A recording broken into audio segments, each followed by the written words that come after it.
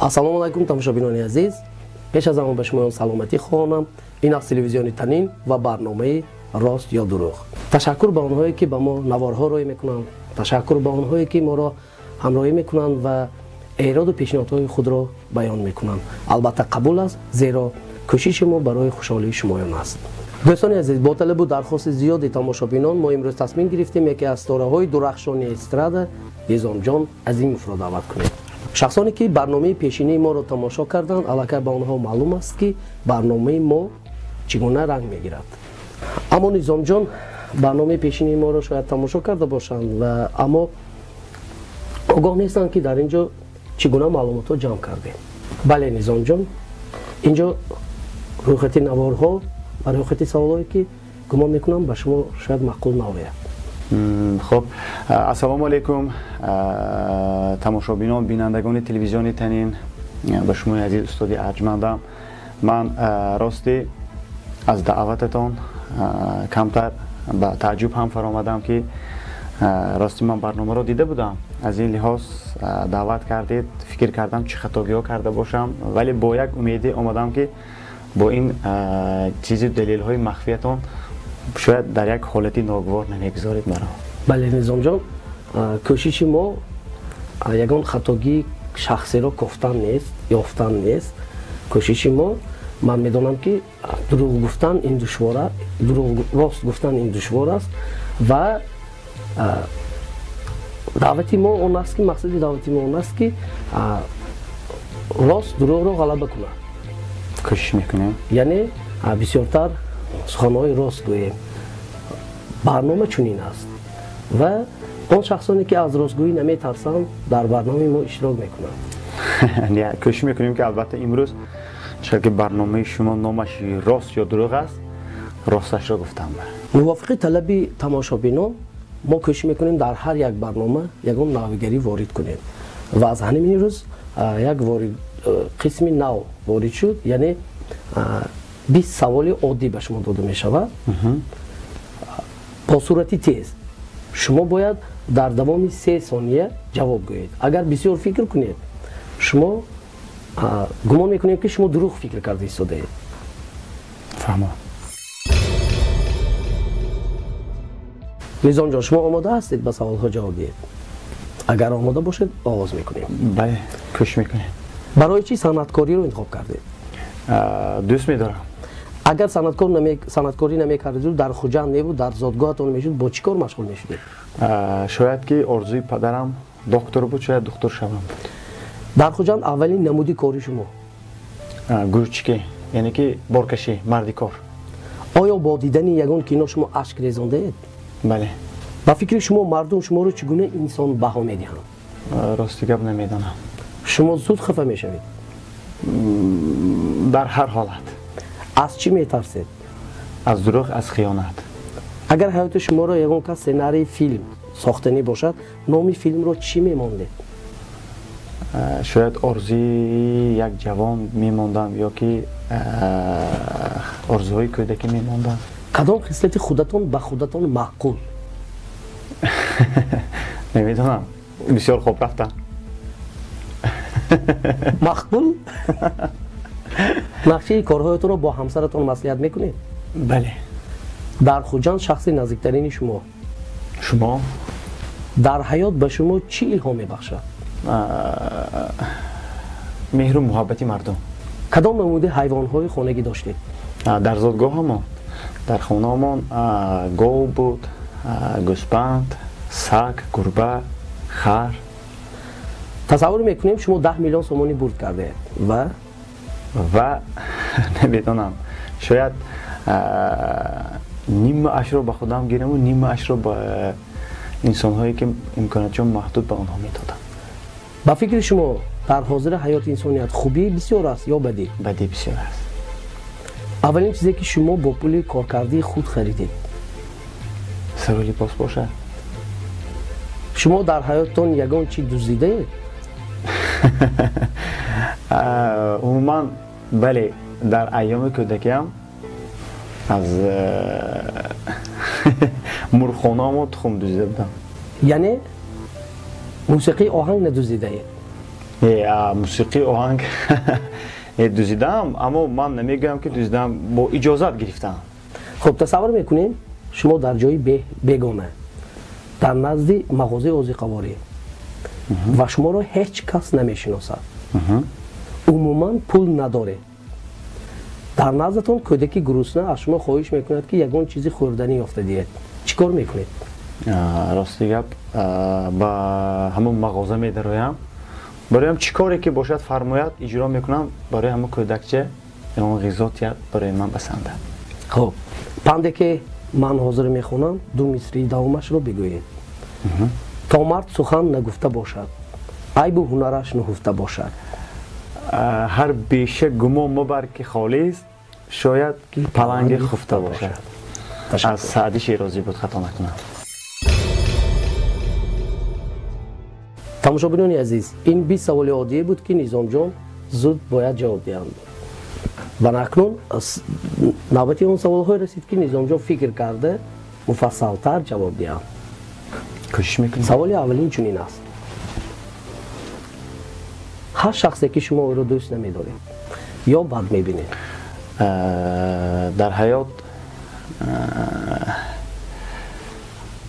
هست، مثلا در یک وقت نمیتوانید که به همه پسند آیید، یا که در یک وقت نمیتوانید که یگان کس شما را دوست ندارد یا شما یگان نفر را دوست ندارید. در حیات بسیار هستند انسان هایی که تا به این زینه رسیده آمدنی من برای من بسیار، اگر به ifade روسی گوییم پدناشکه گذاشتگی هستند. بسیار بودن نفرانی که نمیخواستند که من صنعتکار شوم، یا و البته هستن اونهایی که خودشان رو ستاره میگرفتند و ما رو کمتر نظرشون نمیگرفت. و من بسیارتر انسان ها رو بعد میبینم که خودش رو کلان میگیرد، یکی من میگویند، تکبر میگیرند. اصلا ببینید ما همین قدر گناه میکنیم، همین قدر خطا میکنیم، خداوند همین رو میبخشد. باز بر زمین همین بخشندگیش یگان بار بر سر همین بنده خودش تکبری نمی کند. اما هستن حاضر در بین ما مردمی هستند که امروز گوییم اگر از عهده یگان کار نمیبرند لیکن به تکبریشون نگاه کرده نمی شود. هستن مردمی که من باز بسیار انسان رو بعد میبینم که وقتی که در نزد شما آمده من رو غیبت کند و در نزد من آمده شما رو غیبت کند. از همه خصلتی بد میدیدگیم و انسان بد میدیدگیم همین گونه انسان ها است. شخصانی درویی میگوید؟ بله درویی هم خیلی. خب نظام جان سوالی دویم به میگذاریم. چون که شما گفتید من بخشیدن این کاری بزرگانه است. بله. شما به هر حال میتوانید اون شخص رو بخشیده؟ من علاقه بخشیدگی هستم، اما همین وقتی که آینه رو میگیرید و به زمین میپرتاید وای پاره پاره میشود، میشکند. اگر چندی که وای رو گرفتید و با یگان چیزی مثلا با کلیگی یا با سکوچ گرفته جمع کنید وای پیشترش پایین نمیشود، همون شکسته ضرب شکسته ها میماند. تماشابینان عزیز، هرچند نظام جان گفتن که در خوجان شخصی نزدیکترین هم شما هستید گفتن، لیکن تا این درجه من نمیدونستم که چنین دلی شکسته دارن و چنین درونشون پر است. اینطور که باشد مرحمت از یکون شخصی که شما رنجانده اید یا رنجیده اید بخشش بپرسید. راستی نمیدونم با یک دوستم کمتر در یک موضوع نو چیزی نوگپی شده مانده بودیم. خیلی یک زنگ میزنم کنی یک خواهش میکنم شاید از گناه هم گذرد.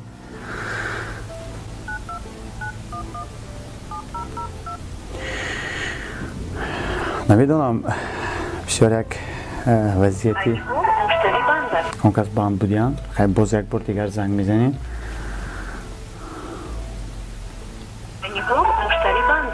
لطفاً بعداً زنگ زنید. خیلی باز یک بار دیگر زنگ میزنیم.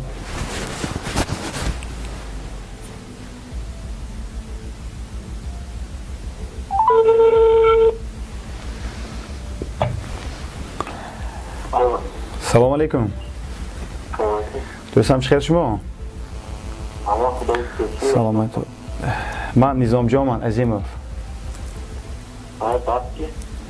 یک در خاطرتان باشد از پشتی یک نوچیزی هر دومون ناگپی شده مانده بودیم. من خواستم امروز شاید با عیبی من بود یا شاید با عیبی شما بود. من خواستم امروز از شما بخشش پرسم. می توانید بخشیده؟ باشه چونه اگر من شما رو خفه دیگه باشم من شما رو خفه دیگه باشم منم بخشش میکنم شما. تشکر زیاد دوستم. رحمت. من بسیار شدم که کاری خوب رو انجام دادیم زیرا بین دو دوست یکدیگر فهمی رو برقرار کردیم. اینک به سوال نوبتی میگذاریم. دوستان عادتا میگویند خوبی کن به دریا پرتاب. یعنی خوبی کردت رو گفتن جایز نیست. به هر حال میخواستیم فهمیم شما برای رشد جامعه، برای پیشروی وطن ما یا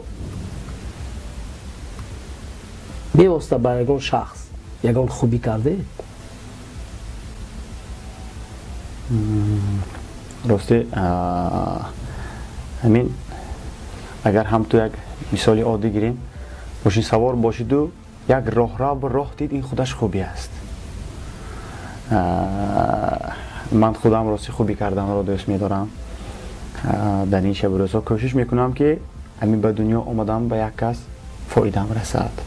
یا بعضا همین خیلی حالت ها می شود که یک وضعیت ها می شود که برای یگان نفر یگان چیزی ناچیزی یگان چیزی در کار شده میماند. اگر به من زنگ زند و از من پرسان شد من همون چیز برای من باشد از آن دریغ نمیدارم. اینک سوال نوبتی چنین است. با فکر شما کدام صنعتکار به استراد صنعت تاجیک تأثیری بد میرساند؟ یعنی تأثیر خوب نه، تأثیری بد میرساند. راستی اولا من حقوق ندارم که یک کس را گویم که مثلا وی به صنعت تأثیری بد میرساند یا که خوب میرساند. اما یک اندیشه خودم، یک فکر شخصی خودم را خواستم که میخواهم که در این برنامه بیان کنم. از رفت تا رفت صنعت به یک لبی جاری هم رفته ایستاده است که خطا نمی کنیم. همین در سامانه‌های اینترنتی یکیش رو من مثال میبرم که همین من اولا منظرت میخوام از سخنهایم. همین قدمی قربان که یک عموما نمیدونم یا از جهتی انتخابی متن یا سر و لباس یا گریمگر طرزی سرودخوانی رفتار در یگان قالب نیست. اما در عین زمان نسل نورس یا جوان ها گوییم همون چیز رو گوش کرده تماشا کرده ایستاده اند. سرودهای کلاسیکی رفته ایستاده است. اگر مثلا حاضر از جوان ها بسیارش پرسیم که استاد جوربک مرادوف رو یا نبیف رو میشناسی شاید که اکثریتش نگوید. لیکن قدمی قربان رو میشناسه. بله من با نظام جان راضی هستم برای اون که راستی گپ دادن این سوال به شخصی مقصدی دادن این سوال به شخصیتی یک کس رسیدن نبود. اما دل من هم درد میکند برای اون که آخرین وقتا حجف یعنی که یومر با صنعتی استراد یک جای شده ایستاده است. یعنی من قدمی قربان رو همچون هنرمند عزت میکنم، حرمت میکنم. هنرش بلند است لیکن همچون این فکری عقیده شخصی من است همچون صنعتکاری هجرنگار یعنی که یومریست. لیکن به فکرم تماشابینان هم با من راضی میشن در فرهنگ تاجیک سرود شیکی بابا و سال پاورات به فکرم جایز نیست. این راست نمی آید. این عقلم قبول نمیکند. لیکن او را همچون باز یک بار میگویم همچون هجرنگار او بهترین است. یعنی که سرودهای هجوی میخواند گفته قبول کردم ممکن. همین سری پاورات و همین شیکی بابا من بسیار وقت میبینم در کوچه در زبانی بچه ها هست. بله. البته نظر فکر میکنم که همین یک مینوس است که من دوستانی من از خارجه به من زنگ میزنم میگن از همه حافظی بهترین شما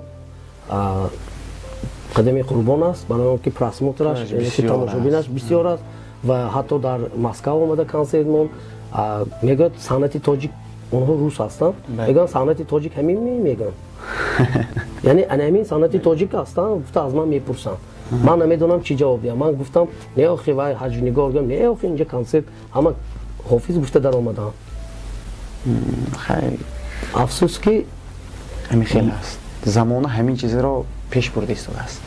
دوستان عزیز باز یک بار دیگر میخوام تاکید کنم که با سوالهایم من به شخصیتی یگان نفر رسیدن نمیخواهم لیکن این برنامه راست یا دروغ است و هر یک شخص حق دارد فکری خود را بیان کند و من میخواهم که چونی که در بالا قید کردم راست دروغ را غلبه کند یعنی در برنامه هم راست بسیارتر باشد نسبتی دروغ سخنهای راست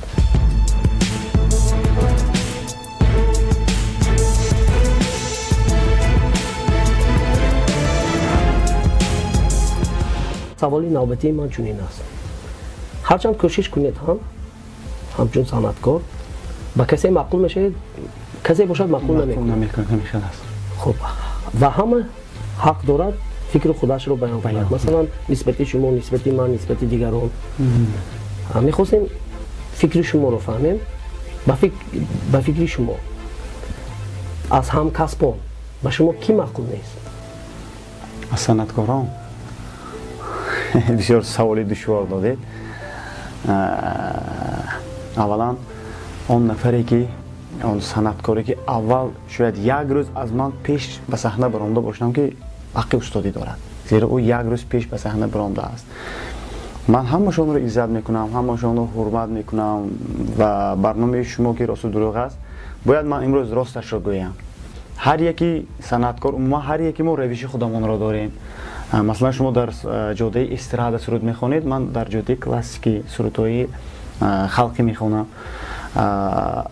نباید که شما مثلا گویید که من از صحنه چند بار از این پیش برآمده ایستادم و این برای من فلانی است بسمتانی است یا گپم خطا است استاد من از خودترکیم بسیار صنعت را دوست می داشتم و البته من در جاده صنعت بسیار آرزو میکردم که صنعتکار شوم این بسیار آرزوی خودترکی من بود من بسیار نسبت صنعت ذوق و عشقم بسیار بلند است من صنعتکاران رو بسیار گوش میکردم سرودی هر یکشان رو گوش میکنم و اما عین حال سرودی بعضیشان رو عموما گوش نمیکنم وقتی که در ماشین سوار باشم یا در خانه تلویزیون تماشا کرده ایستاده باشم همون صنعتکار برایت من تلویزیون رو میگردونم و دیگر جا میگردونم این هم باشد از کدام حساب از حسابی که اون کس چه سرود خوانده ایستاده هم نه از حساب اونی که اون کس نسبتی من یک بسیار یک سخنی وزنی گفتم که همین چیز برای من بسیار سخت رسید که شاید من ارزنده همون سخن نبودم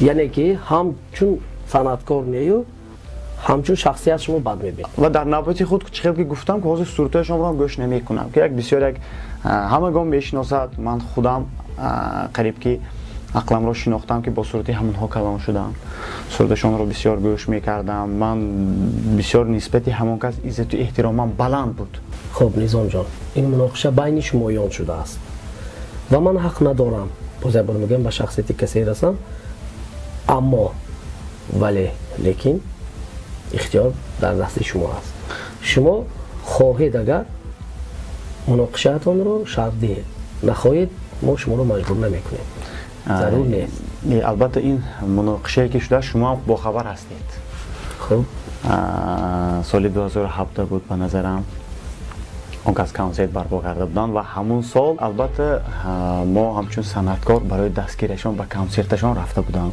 من پیشم میرفتم به کنسرت اون کس در همون جایی که در همون صحنه‌ای که من گل برآورده با اون کس دادم ما سلامت کردیم و همون سخنی که من گفته بودم تا حال در یادم هست که من سلامت کردم و آغاز گرفتیم و اکا زیر کنید ما با همراه شما همین سخن را گفته بودم بعد از این چقدر وقت گذشت نوار برآمد و نه بعد از اون سخنی من اون کس جواب دادن که نظام جانم یکی از شاگردای ما گفته جواب دادن و طریق میکروفون کتی از این مبین چقدر وقت گذشت گفتن که از کیم گیجو اومده من با وی چیکار دارم من یک شاگردای دارم که فلانی بسم گپی بسیار شد ما به نظرم در یک تاجیکستان زندگی میکنیم من از کیم گیجو اومده باشم که شکرانه خدا اولا خدا дуои падар модарам буд, дуои халқ буд ки имрӯз дар курсӣ дар назди шумо нишастага ҳастам. Ман домони халқро бӯса мекунам, пойҳошонро ба чашмам гирифта мемонам, зеро арзанда аст.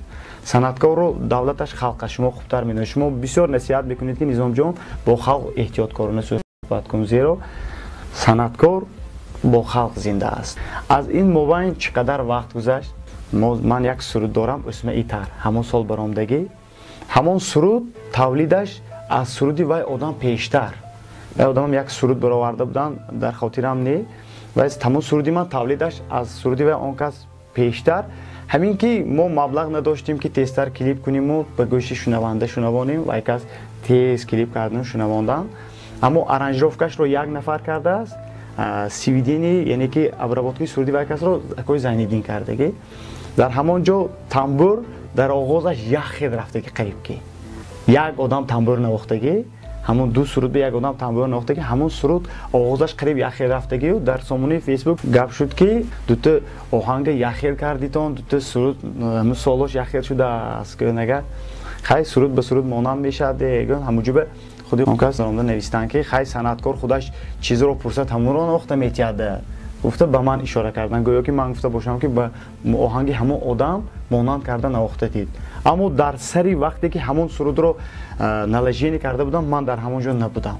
худи Муҳаммадҷон тамбурчиро даъват карда ҳамон чизро навозондага буд. баъд ба ҳамон ҷо даромда навистам ки ако мебахшед, ин суруди мо аз суруди шумо шояд барвақттар тавлид шуда бошад. баъд дар ҳамон ҷо шағолако бисёр ҳастанд, шағолако даромда шумо ин хел мегӯед, ин хел мегӯед. баъд ҳамон ҷо камтар суханомо рафту, ҳамон кас дар ҳамон ҷо пеш гуфтанд ки Низом пеш бурданд ки Низомҷон ту пешман омдагид ахотият буромадми. гуфтам ҷо эсем навистам комментария. баъд ман гуфтам ман ягон чиз аз хотирам буромдагиш не. Ман рафтаму лекин шумо чӣ хел ҷавоб додагитонам дар хотирам ай ки чӣ хел бо такаббур пуштатоме нигоҳ накарда бурафтед ки не мана вақтам нест аст гуфта. ман ҳамон чизро дар ҳамон комментария навистам. хай ин чизо буромда рафт. мана суруд монанд мешавад, зеро нота ҳафта аст.